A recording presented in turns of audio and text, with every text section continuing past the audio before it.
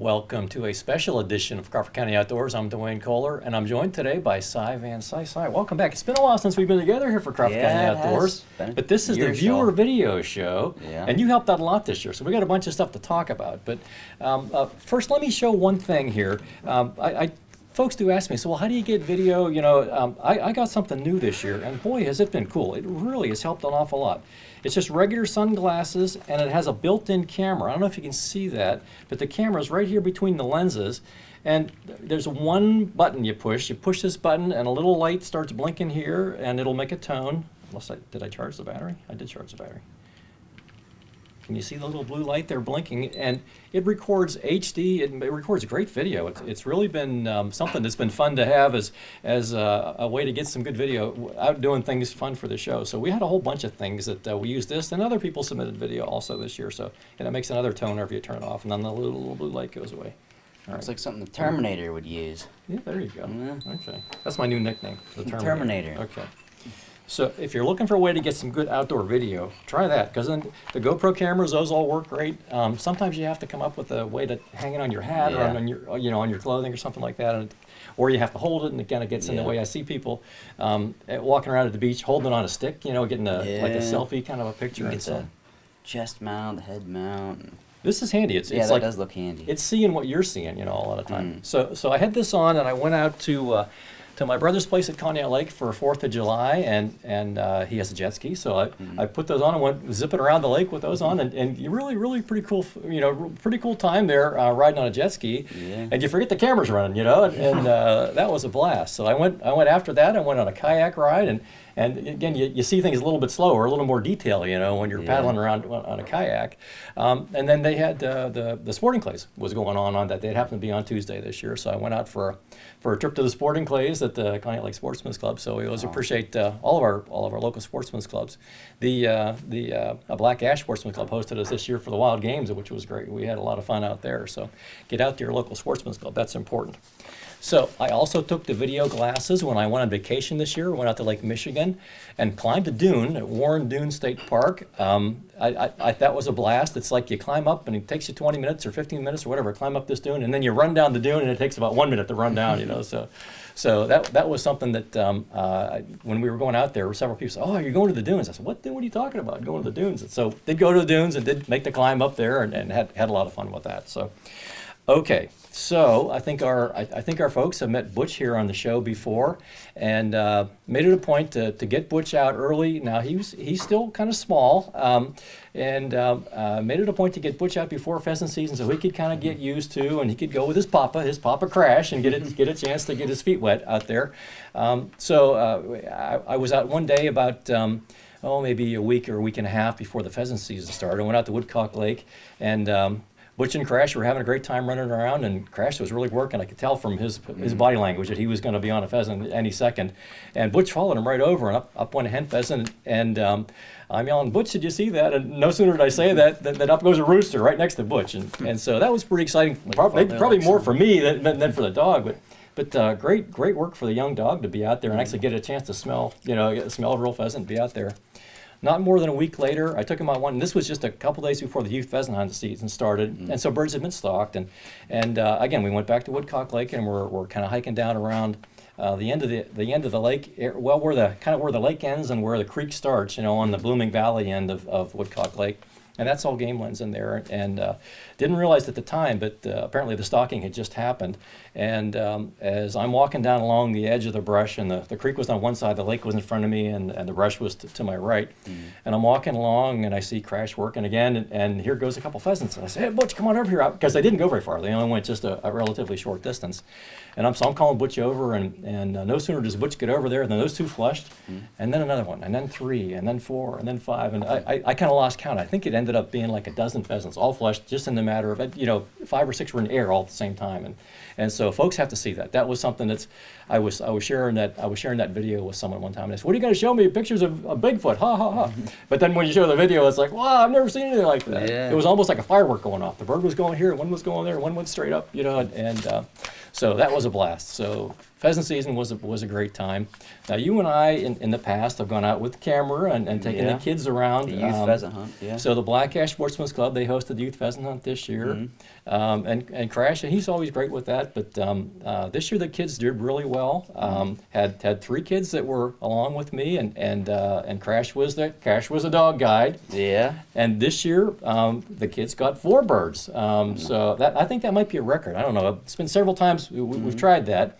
And one time maybe they got 1, another time they maybe got a couple, whatever. But 3 kids and 4 birds this year. So I was pretty proud of those kids and proud of Crash's work there with that. Crash will always put them up. I don't know if the kids could hit them, but and this year for maybe the first couple, maybe the shooting wasn't perfect on the first couple birds that went up. But as we went along, they got better, and I think the last 3 in a row they got every one of them. So the dads were along, of course, and dads were getting a big kick out of getting their kids to see the chance to get some pheasants. So again, thanks to the Black Ash Sportsman Club for organizing that. I think that's a great thing, for the sport. We didn't get those youngsters out there and get them a chance to kind of get a feel for it, and maybe not with all the competition or whatever that comes along with opening day. Opening day is quite a process, but out there on their own, and I think it's a good thing, for those of you out there who have a good dog, volunteer, get out and take your dog out and get those kids some work. Went out opening day and had a great time. I don't remember how many birds we got on opening day, but Butch was still kind of small enough. I didn't want him to get scared by the shooting and so on. So did have a great time on opening day and did get several birds. So I think everyone else, we had here at Beck's house, we had the person from the legislative branch of the Pheasants Forever talking with us in the spring camp about the new rules and new regs, and you had to buy a special pheasant tag this year, and was curious about how the season was going to go. But to me, it went along really well. There seemed to be birds out there most of the time, all through the season, and you had to work at it. It certainly wasn't easy. Like that fireworks of pheasants going off, in the preseason. That was, I guess I was telling somebody that was just, we're kind of mixing them up a little bit, stirring them up, getting them mixed around. They shouldn't all be in one spot like that. But had a great time, and Butch actually got in on some of those hunts. He was kind of watching his papa Crash going around. So as you know, Crash is quite the hard worker. He is.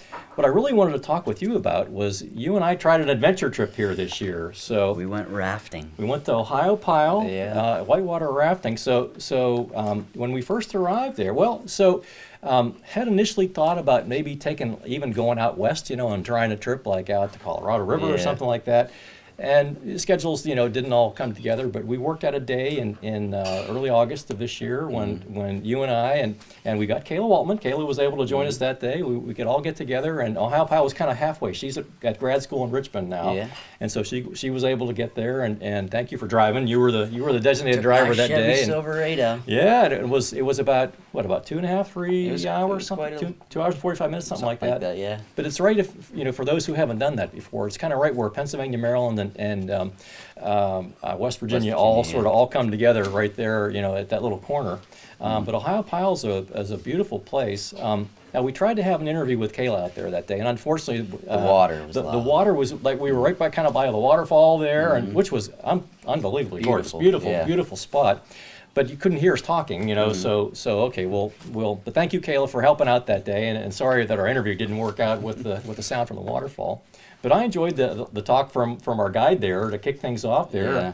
All the kind of safety things, which really, I don't know what you think, but I didn't kind of feel scared at all from, you wear a helmet, you wear a life jacket, and so. You hold on, you're fine. Had you done like kayaking and canoeing, that kind of stuff? Yeah, I've been kayaking, canoeing several times, but like never in the rapids or anything like that. But I mean, that was a different experience for me.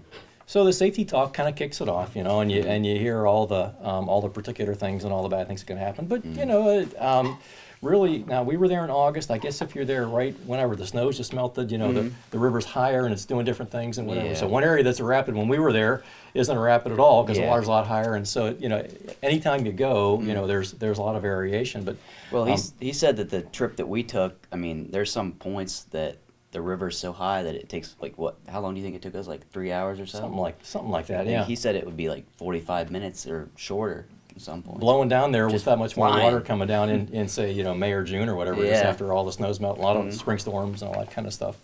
So when we first got in the water, we kind of paddled right up to the edge of the waterfall there. That was very impressive. You know, I mean, it's not a 300-foot tall waterfall. It was more It's like not Niagara Falls. it was more like a 35 Yeah, or 40 or 50-foot tall waterfall. But it's still pretty cool. You Definitely awesome. paddle right Yeah. up there. People kind of get scoot over there in their kayaks and everything, and that's a fun way to start there.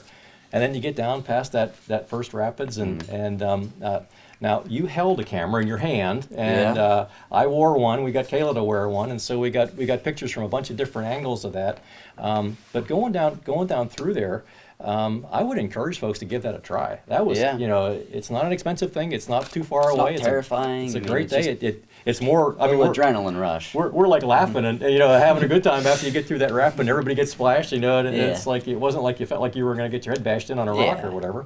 Even when you did bump into a rock, you kind of bounced off and maybe ended up going backwards for a little ways. And so that made for a lot of fun. So now I'm curious about your favorite part of the trip, because I think I know what it was. I know what it was. It was definitely when I jumped off of that rock.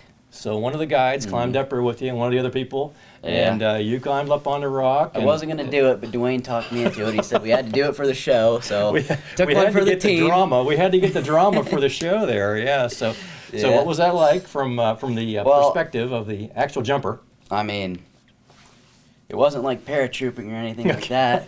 There was no chute. Just went straight in the water. I mean, it was awesome. It was cool. It was exhilarating, but I mean, I wasn't ready for the freezing 60-degree water when I hit it. So, I mean, that was a different experience, but it was fun. It was really fun. So that trip is like you pull over not too far into the trip, and you can walk right up and kind of underneath this little bridal veil kind of a waterfall thing, and you kind of tuck right in underneath. You go a little further, and we stopped and had a little lunch snack at a place, and a bunch of other kayakers came past, whitewater raft boats came past, and I got a kick out of some of them, getting stuck on the rock and going backwards and going sideways, and they had their guides in kayaks along with them that were, kind of coaching them along what to do, and our guide was right with us in the boat. Yeah, our guides knew what they were doing. I mean, Tom Hamilton, boy, he was a great guide. I enjoyed that time. What did you think? I thought they were great. If I was going to go back, I'd definitely use the same service. I was impressed with it. So then we went a little further, and then you got your rock jumping. Yeah. I don't know, there was 8 or 9 different sets of rapids that we went through. Maybe it was even 10 or 11. I don't know, but and they all kind of had certain names, and everything has a different name. So, anyways, if you're looking for a fun adventure, try what we tried. Try the Ohio State Park and try the whitewater rafting. I thinking maybe about doing that again a few more times, and I'd enjoy it. And take your camera along, because we always need some fun stuff for the viewer video show. So, okay, all right. So now I want to ask you about something else that's important that went on this year. So buck season started here not too awful long ago. So you have a story to tell about that. My hunting season this year lasted about 40 minutes. Hey, that's pretty from good. Start to finish. That's so pretty good. I was happy. I was satisfied with that.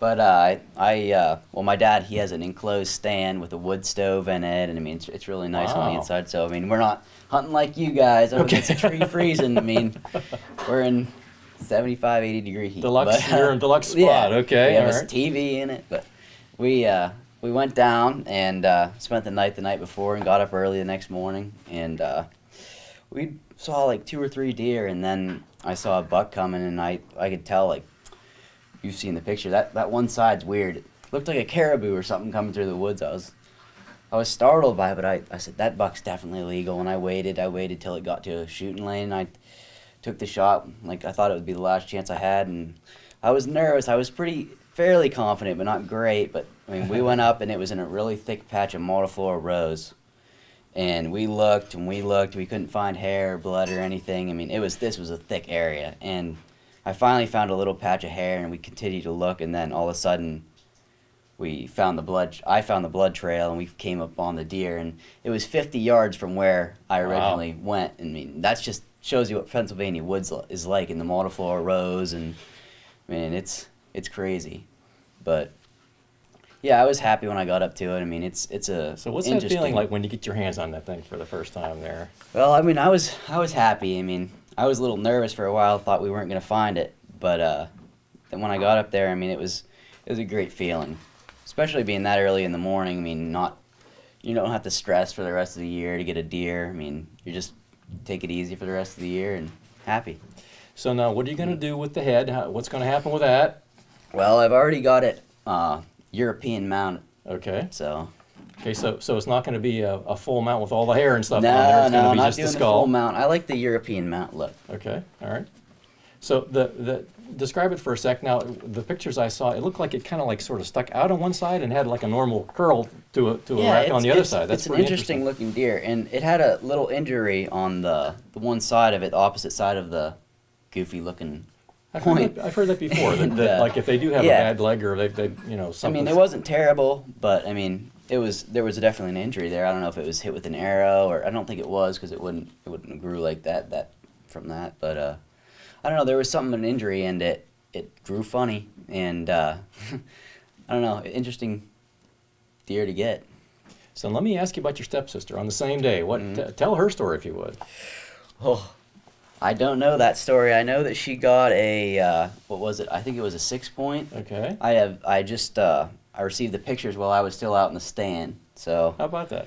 I mean, good for her. So good. Maddie Sands. Congratulations. Good thing for your family there. How about that? So that was a good day. That was a good day. So the freezer's getting filled up then, I guess. Yeah. So you have any particular favorite recipes? I know we're going to talk to Chef Lisa about this. Well, any particular favorite recipes that you really like? I'll tell you what I did with the inner loins. I cooked them up Monday night after I shot that deer, and cooked them in butter and garlic and onions, and you gotta love that, especially the very fresh meat the night you get the deer.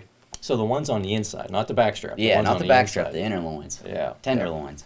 So those are my favorites too. Yeah. So I haven't got one yet. I hope to, because you don't want to pass up on that. I gotta have my jerky too. That's my thing. I gotta have my jerky. My wife's like, okay, we gotta make sausage. We gotta make venison sausage. We gotta have Italian. We gotta have some breakfast sausage. We gotta have some Cajun sausage. So the pressure's on. I gotta find one here. So you're making it even more pressure on me. So I'm gonna work at it. So.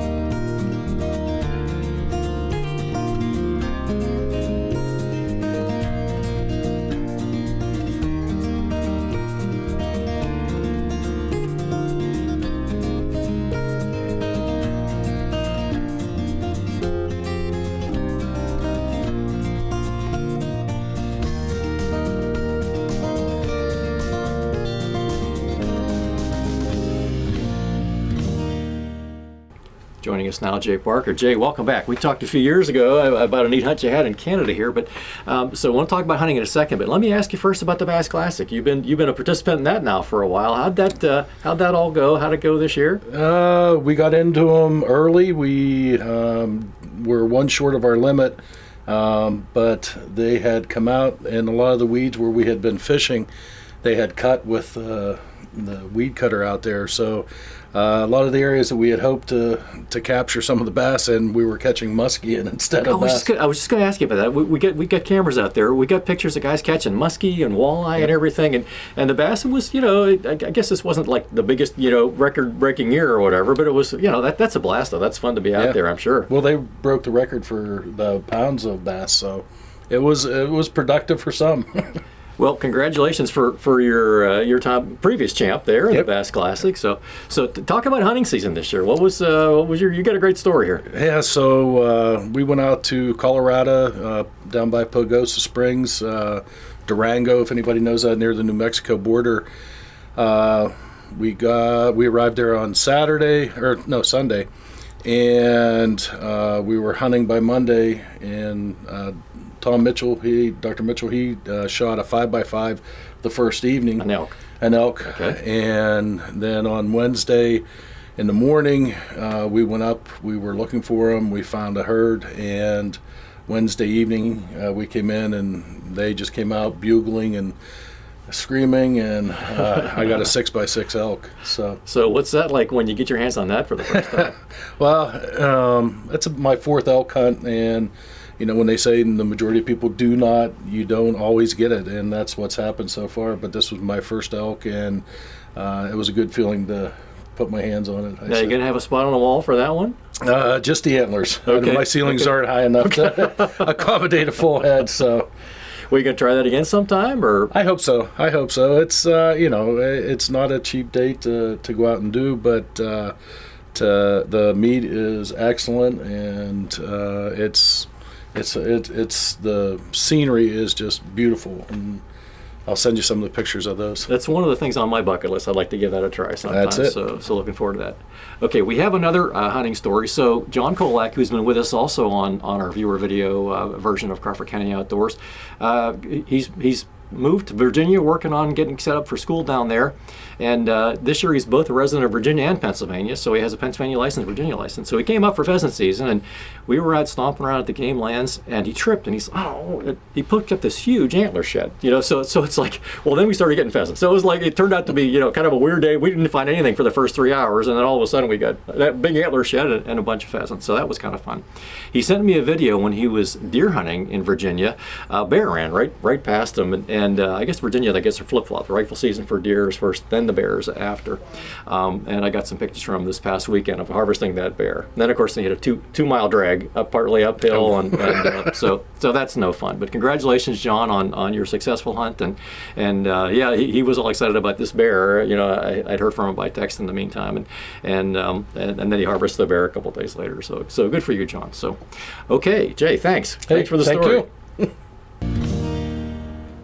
Joining us now, Chef Lisa Beck. So, Lisa, what do you got today? I have loaded baked potato dip. Wow, I don't see any potatoes. There isn't, because you dip the potatoes in it. Oh, and this recipe is, we're watching football. We're going to be coming into playoff season with pro football, and you always like to have a nice little appetizer around. And this is different. Like I said, it says baked potato in the title of the recipe, but it calls for dipping in wavy potato chips, like a waved potato chip, or the waffle French fries, or even a steak fry.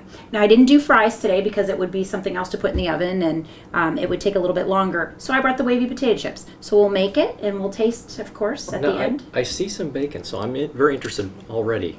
Bacon is definitely one of our favorite ingredients here. Okay, good. Definitely. Good. So very simple recipe. We preheated the oven to 400, and you take a container, and this is a 16-ounce container of cottage cheese, and you're going to put it in your bowl. Is that a left-handed spoon? It is a left-handed spoon. Okay. That's all I use around here.